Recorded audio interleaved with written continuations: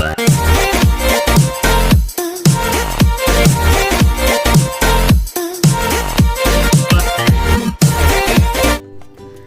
All, അസ്സലാമു അലൈക്കും. Welcome to ഷഹീസ് കിച്ചൻ. അപ്പോൾ ഇന്ന് എന്താണെന്ന് അറിയണ്ടേ, ഏത്തക്ക വെച്ചിട്ടുള്ള 2 റെസിപ്പീസാണ് ഞാൻ കാണിക്കാൻ പോകുന്നത് ഇവിടെ. നമുക്ക് എല്ലാവർക്കും അറിയാം, റമദാനൊക്കെ ഇങ്ങ് അടുത്തെത്തി. അപ്പോൾ ഒരുപാട് നമ്മുടെ സ്നാക്സ് ഒക്കെ ഉണ്ടാക്കുന്ന ടൈമാണല്ലേ. അത് മാത്രമല്ല, നമ്മുടെ വീടുകളിൽ എപ്പോഴും സ്റ്റോക്കായിരിക്കും ഏത്തക്ക. ഒരുപാട് റെസിപ്പീസ് നമുക്ക് ഉണ്ടാക്കാൻ കഴിയും ഏത്തക്ക വെച്ചിട്ട്. അപ്പോൾ ഇന്ന് ഞാൻ 2 എണ്ണമാണ് കാണിക്കുന്നത്. ഫസ്റ്റത്തെ റെസിപ്പി ഏത്തക്ക ബോൾസ് ആണ് കേട്ടോ. അപ്പോൾ അതിന് വേണ്ടി ഞാനിവിടെ ഒരു പാൻ വെച്ച് കൊടുത്തു. അതിലേക്ക് 1 ടേബിൾ സ്പൂൺ ഗീ ചേർത്തു. ഇനി ഇതിലേക്ക് ഞാൻ ചേർക്കാൻ പോകുന്നത് ഒരു വലിയ ഏത്തക്കയാണ് ഞാൻ എടുത്തിരുന്നത്.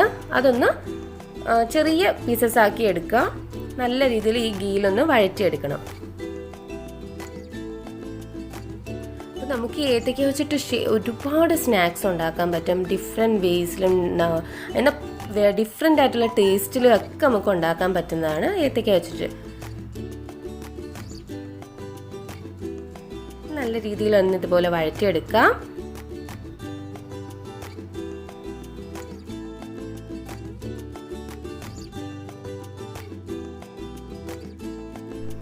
ഇനി ഇതിലേക്ക് ആവശ്യത്തിന് പഞ്ചസാര ചേർത്ത് കൊടുക്കാം. ഞാനിവിടെ ഒരു 3.5 ടേബിൾ സ്പൂൺ വരെ പഞ്ചസാര ചേർത്ത് കൊടുത്തു. നിങ്ങളുടെ പഴത്തിനനുസരിച്ച് ചേർത്ത് കൊടുക്കാം. ഇതാണ് നമ്മൾ ആദ്യമായിട്ട് അവസാനമായിട്ട് ചേർക്കുന്നത്. കാരണം ഈ ഒരു പഞ്ചസാരയാണ് ഈ റെസിപ്പിയിൽ മൊത്തത്തിൽ ഉണ്ടാകാൻ പോകുന്നത്. അപ്പോൾ അതുകൊണ്ട് തന്നെ ഞാൻ 3 ടേബിൾ സ്പൂൺ ചേർത്ത് കൊടുത്തു. ഒരു 1/2 ടീസ്പൂൺ ഏലക്ക പൗഡറാണ് ചേർത്ത് കൊടുത്തത് ഞാൻ. ഇതൊന്ന് നല്ല രീതിയിലൊന്ന് പഴത്തിൽ നല്ല രീതിയിലൊന്ന് വഴറ്റിയെടുക്കുക. ഇനി ഇതിലേക്ക് ഞാൻ തേങ്ങയാണ് ചേർത്ത് കൊടുക്കുന്നത് കേട്ടോ. ഞാനിവിടെ ഒരു 1.5 പിടി തേങ്ങ ഞാൻ ചേർത്ത് കൊടുത്തു. അതും നല്ല രീതിയിലൊന്ന് ഈ പഴമായിട്ട് നല്ല രീതിയിൽ മിക്സ് ചെയ്ത് നമ്മൾ എടുക്കണം.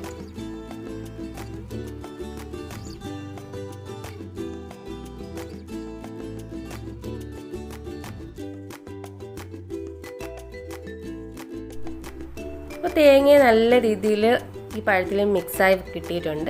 ഇനി ഇതിലേക്ക് ഞാൻ ചേർക്കുന്നത് 1/2 കപ്പ് റവയാണ്. ഇതും നല്ല രീതിയിൽ നമ്മൾ ഇതിൽ കൂടെ തന്നെ സോർട്ട് ചെയ്ത് നല്ല രീതിയിൽ എടുക്കണം. പഴമായിട്ട് നല്ല രീതിയിൽ യോജിച്ച് വരണം. ഇനി ഇതെല്ലാം നമ്മൾ ചെയ്യേണ്ടത് ലോ ഫ്ലെയിമിൽ ഇട്ടിട്ട് വേണം, അല്ലെങ്കിൽ റവ കരിഞ്ഞു പോകും. അത് വളരെ സൂക്ഷിച്ച് ചെയ്യാം. നല്ല രീതിയിൽ ഒന്ന് വഴറ്റിയെടുക്കാം.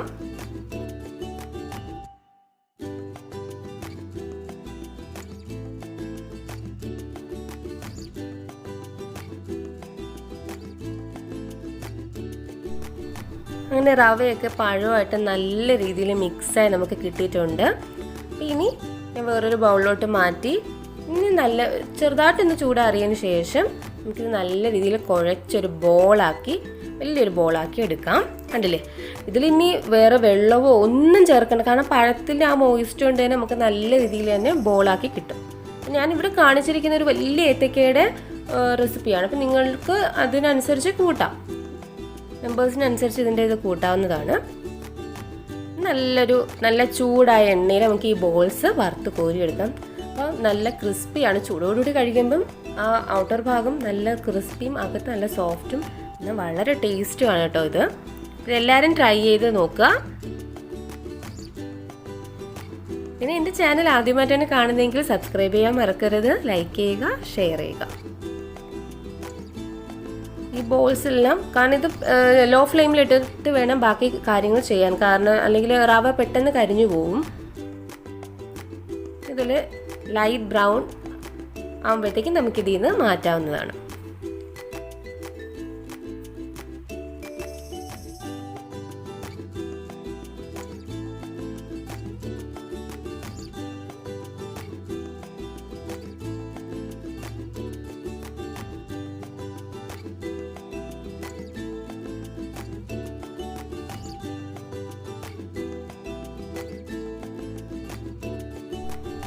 ഇനി രണ്ടാമത്തെ റെസിപ്പി നമുക്ക് നോക്കാം. അത് ഏത്തക്ക റോൾസ് ആണ് കേട്ടോ. അതും വളരെ ടേസ്റ്റി, ഡിഫറെൻറ്റ് ലുക്ക് ആയിരിക്കുന്നതാണ് ഈ ഒരു റെസിപ്പി. വളരെ ടേസ്റ്റാണ്. അപ്പോൾ അതിന് വേണ്ടിയിട്ട് ഞാനിവിടെ ഒരു 1 ടേബിൾ സ്പൂൺ ഗീ ഒഴിച്ചു കൊടുത്തു. ഇതിലേക്ക് കുറച്ച് കാഷ്യൂസ് ചോപ്പ് ചെയ്തത് ഇട്ട് കൊടുത്തു. നല്ല രീതിയിലൊന്ന് വറുത്തതിന് ശേഷം അതിലേക്ക് നമുക്ക് തേങ്ങ ഇട്ട് കൊടുക്കാം. ഞാനിവിടെ ഒരു 2 പിടി തേങ്ങ ഇട്ട് കൊടുത്തിട്ടുണ്ട്. നിങ്ങൾക്ക് ആവശ്യത്തിന് എങ്ങനെയാണോ എത്രത്തോളം നിങ്ങൾക്ക് ഉണ്ടാക്കുന്നത് അതുപോലെ നിങ്ങൾക്ക് തേങ്ങ യൂസ് ചെയ്യാവുന്നതാണ്. ഇത് നല്ല രീതിയിലൊന്ന് വഴറ്റുക.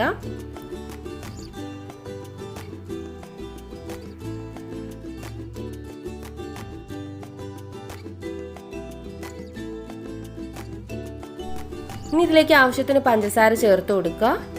ഈ തേങ്ങയുടെ ഈ കൂട്ടിന് ആവശ്യത്തിനുള്ള പഞ്ചസാര ചേർത്ത് കൊടുത്താൽ മതി. ഞാനിവിടെ ഒരു 1 ടേബിൾ സ്പൂണാണ് ചേർത്ത് കൊടുത്തത്. 1/2 ടീസ്പൂൺ ഏലക്കാപ്പൊടി ചേർത്ത് കൊടുത്തു. നമ്മുടെ ഏത്തയ്ക്ക റോളിൽ വെക്കാനുള്ള ഒരു കൂട്ടാണിത്. അത് റെഡിയായി കഴിഞ്ഞു. നല്ല രീതിയിൽ എണ്ണയിൽ നല്ല മൂപ്പിച്ച തേങ്ങയൊക്കെ ഒന്ന് മൂപ്പിച്ചെടുക്കുക. ഈ ഒരു റെസിപ്പി ഉണ്ടാക്കുന്നതിന് വേണ്ടിയിട്ട് മീഡിയം പഴുത്ത ഏത്തയ്ക്ക എടുക്കുന്നതായിരിക്കും ഏറ്റവും നല്ലത്. അതാകുമ്പം ബ്രോക്കായി പോകത്തില്ല. പക്ഷെ ഞാനെടുത്ത് ഇച്ചിരി കൂടെ അത് പഴുത്തതായതുകൊണ്ട് തന്നെ ബ്രോക്കായി പോയായിരുന്നു. അപ്പം നിങ്ങൾ അതൊന്ന് ശ്രദ്ധിച്ചാൽ മാത്രം മതി. പക്ഷെ വളരെ ടേസ്റ്റാണിത്. നമ്മൾ നല്ല നൈസിന് കട്ട് ചെയ്തെടുക്കാൻ നോക്കുക കേട്ടോ. എങ്കിലേ അത് ആ ഒരു കറക്റ്റ് റോളേ നമുക്ക് എടുക്കാൻ പറ്റത്തുള്ളൂ.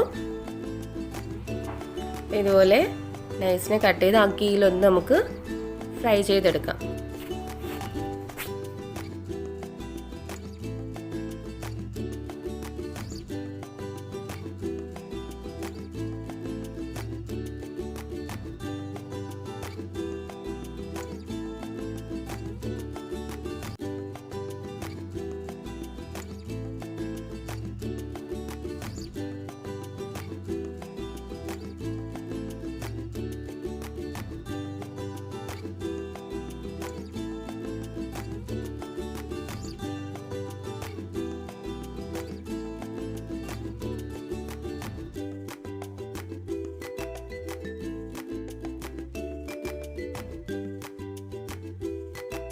അങ്ങനെ 2 സൈഡും ഫ്രൈ ചെയ്ത് ഞാൻ എടുത്തിട്ടുണ്ട്.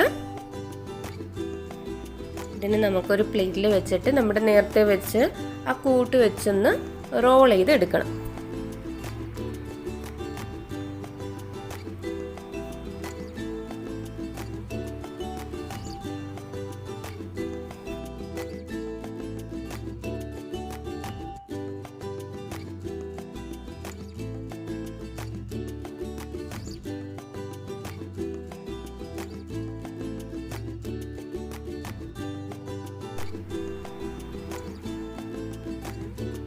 ഇതുപോലെ നമ്മൾ ആ കൂട്ട് വെച്ച് കൊടുക്കുക. ജസ്റ്റ് ഒന്ന് റോൾ ചെയ്തെടുക്കുക. നിങ്ങളുടെ കയ്യിൽ ടൂത്ത് പിക്ക് എന്തെങ്കിലും ഉണ്ടെങ്കിൽ അതിലൊന്ന് അതായത് പ്രസ് ചെയ്ത് വെച്ചിരുന്നാൽ കുറച്ചും കൂടെ ആ ഒരു കറക്റ്റ് ഷേപ്പിൽ തന്നെ ഇരിക്കും. ഇല്ലെങ്കിലും പ്രശ്നമൊന്നുമില്ല.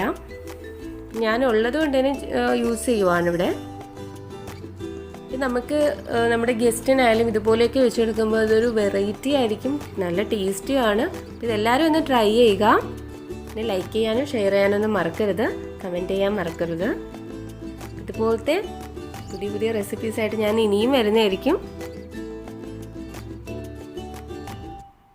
Thanks for watching.